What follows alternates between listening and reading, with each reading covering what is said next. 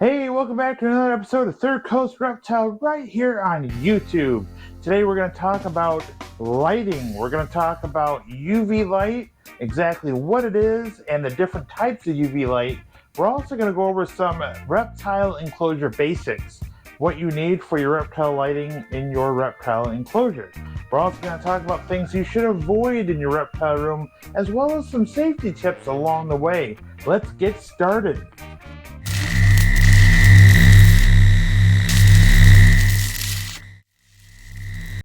Well, all right, let's start with UV lighting. Let's explain what UV is first. It is actually electromagnetic radiation that origins from the sun. We take that and we'll categorize that into three separate categories. There's UVA, UVB, and UVC. UVC is actually harmful to all living organisms as UVC kills it.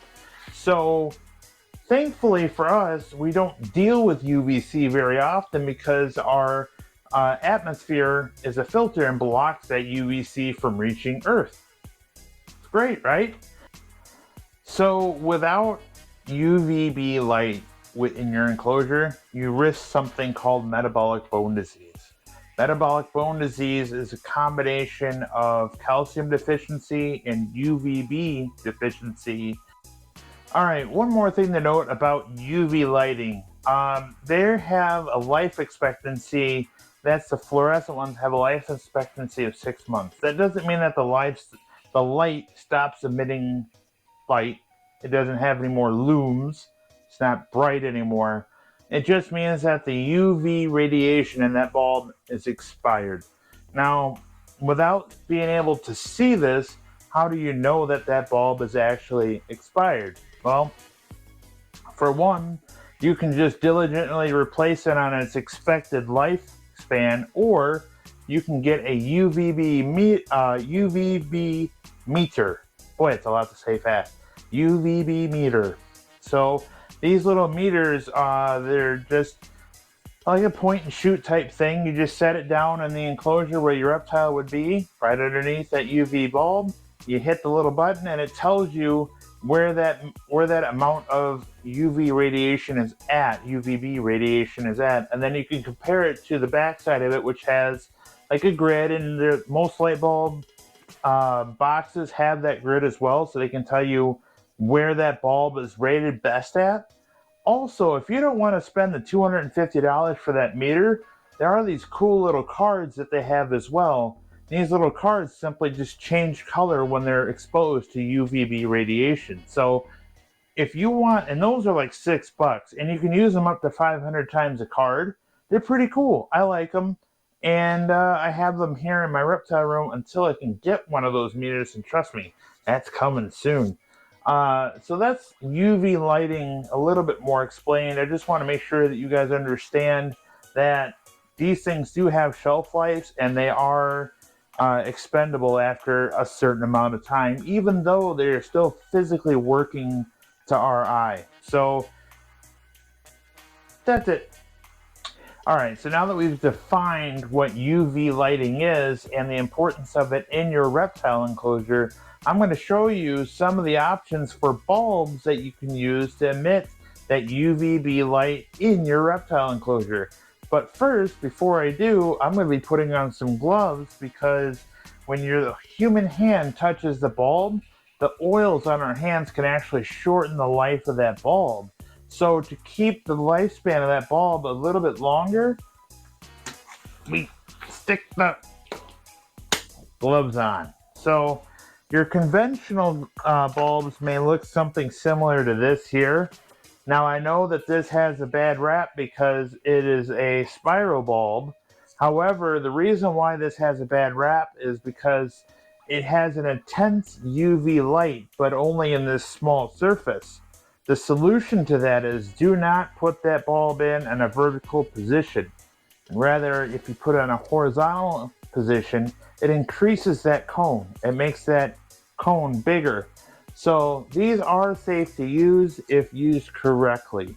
Avoid using these in a vertical position like this overhead on your reptile. Instead, get a lid that takes these light bulb sockets and I put it in on its side, just like that. These are okay. Now, let's get a little futuristic with you here, and I'm going to show you what is the next thing in the reptile hobby here. I'm actually going to be unboxing it real quick here, right before your eyes. This is a LED, oops, wrong side. This is an LED UVB UVA bulb. So this emits both UVB and UVA bulb right here. And this, it's very energy efficient because it is an LED light. Also, the lifespan of these are tremendously longer than your fluorescent counterpart. So, I mean, their prices are relatively the same. I think these were around $35 a piece, and most bulbs are about that for UV applications. They have smaller strips that you can get that are LED. They're about this long. But when they get to the 4-foot, that's when I'm going to start replacing them here in the reptile room. So for now, I'm going to be replacing some of the bulbs with this UV LED UVB bulb. So this is the future, guys. This I'm excited about. You still have to have a heat source, though. Now, while I'm showing you this stuff, one of the things that I want to bring to your attention now is these bulbs here. These are red incandescent heat lamps. Don't use these. Toss them, throw them away, get rid of them. Don't use these.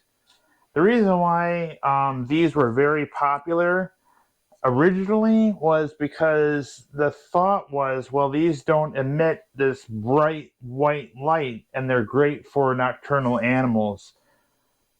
When in actuality, these you got to understand, when we're talking about the UV lighting and how reptiles have 4 cones and they can see more of a broader spectrum of light than we can, they actually see things differently than we can.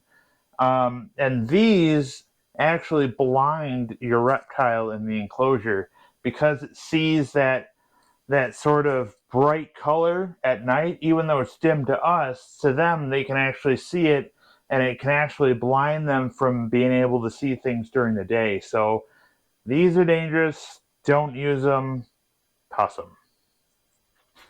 So now that we've talked about those, there's a linear UV bulbs that I have here in the reptile room, such as that one back there. The reason why I went with those instead of the spiral ones or these little LED ones is because it covers a bigger area. The path is bigger, so the bigger the path, the better the bulb. However, there are some things to consider when thinking about these UV bulbs. Is the type of tortoise that you have can also dictate what type of UV bulb you need. So, for example, redfoot tortoises, like the ones behind me here, don't really need a ton of UVB. The reason being is their natural habitat being like a forest floor or a tall grass field. There's a lot of coverage from above that protects them from the UV light naturally. It doesn't mean that they don't need it altogether, which is why I have it here. This covers 2/3 of their enclosure with UV bulb, with UV exposure rather. There's other sides that are underneath the other enclosures that are actually hidden where they can escape that UV, and they have the option to go between the UV and the darkness underneath. So that gives them the choice. They can go out when they want to, and when they don't want to be, they can be out and away. So make sure you provide a hiding spot for those animals. But to revert back, if you have a sulcata, which is more of a desert tortoise, they still burrow and they hide from the sunlight. They hide from that UV down in that burrow. So give them an option to hide from UV light. The Egyptian tortoise, pretty much all of my tortoises at least have some area of seclusion where they can get away from that UV light and that exposure. So keep that in mind when you set up your enclosure, to give your reptile options.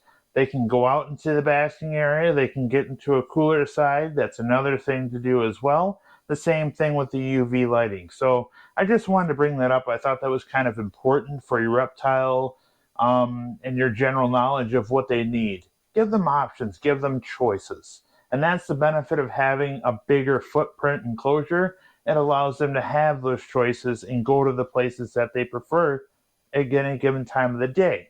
So now that we've talked about, let's see, the UV lighting, basking bulbs. Let's talk about basking bulbs. So basking bulbs, the best so far that I've dealt with are actual halogen bulbs. And I'll show you a halogen bulb right here. This halogen bulb is actually a thicker glass bulb. The element's tougher. The glass is actually like thicker. They're water resistant, not waterproof. There's a difference. And I found that they work really well. They have a brighter pattern than actual incandescent bulbs, which look like these right here. And those are okay, but they tend to blow out a lot, which I've noticed in here, especially with the amount of hours that we're using these basking bulbs during the day, which is typically anywhere from 8 to 10 hours a day that these bulbs are on. The halogen bulbs just last better. They do a better job. They heat up a lot better than the incandescent bulbs. And overall, they're just a more robust bulb. So I have them here in my reptile room because they work better.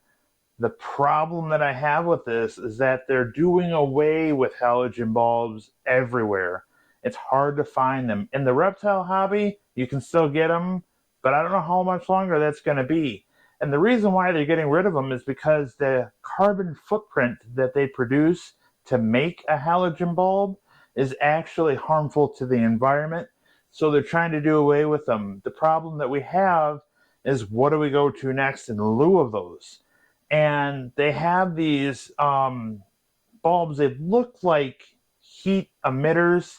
They have these little like coils inside of them, and they have the same sort of build as a halogen bulb, but they're actually a hot spot for your reptiles to be in. So those are actually going to be what I'm going to next after I can't get halogen bulbs anymore. And those in combination, with these new LED counterparts will make a really good environment for your reptile tortoise. So let's talk about some safety things to consider in your reptile room. If your housing that you're using doesn't have, like this one here, if it doesn't have a ceramic element here and it's plastic, get it out of there. It doesn't belong in your reptile room. It's unnecessary risk. It'll cause a fire. These ceramic tip ones here are rated higher. They have a better chance of survival for your long-term use. They don't blow bulbs as much. And they are also rated for higher wattage. This one in particular is 250 volts, 660 watts. So it says it right here on your bulb. And you got to make sure that they're rated, on the lamp. The bulb that you use has to be less than the wattage rated on the lamp. Otherwise, you can cause a fire. On the other end of it, you want to make sure that your power strips, your outlets, your circuit that you're using has some sort of surge protection, has some sort of, what's the term? It's like a ground fault. In case they do get moist, they actually blow the circuit breaker before they blow things farther down the food chain, such as your bulb, your timer, your power strip. Make sure everything is in a good high area that's not on the substrate. And you want to make sure that your that your switches, everything's protected. You don't want to have your switch in a low dip of the wiring. So in other words, you have your light switch here. You want to make sure this isn't like this where it's hung, because that can trap water coming off the wire down to it. Instead, you want to make sure it's like this or like this when it's in your reptile room. And I know that sounds kind of basic, but it's important. It's a good safety feature to learn and understand. Also, when you're using these guys right here, now this is a ceramic heat emitting bulb. This doesn't produce any light whatsoever. It's just a heated coil in here that gets really hot. You want to make sure you use these with a cage. Your reptile enclosure or your reptile lamp fixture has this little lip right here that's adaptable for a cage to be put on top of this. This protects that reptile from getting too close to that ceramic heater.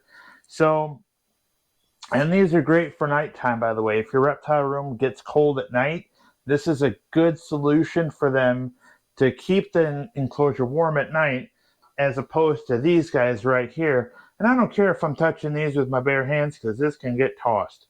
So again, thanks for watching. Thanks for hanging out with me today. I know it was just a whole bunch of information at once. If you need to know anything or have any more questions about what I have. Alright, at this point my camera overheated, so that's why I'm like stuck in this face right here. Another thing I wanted to add in just before the end of the video, UVA will only go through glass. So if your reptile is near a window, it's only going to get UVA. UVB, on the other hand, does get stopped by glass. So you can't get UVB through your window or the top of an aquarium if it has glass on the top. Keep that in mind. Thanks for watching. Thanks for hanging out. Good things are coming up here in the future. Until next time, thanks for watching.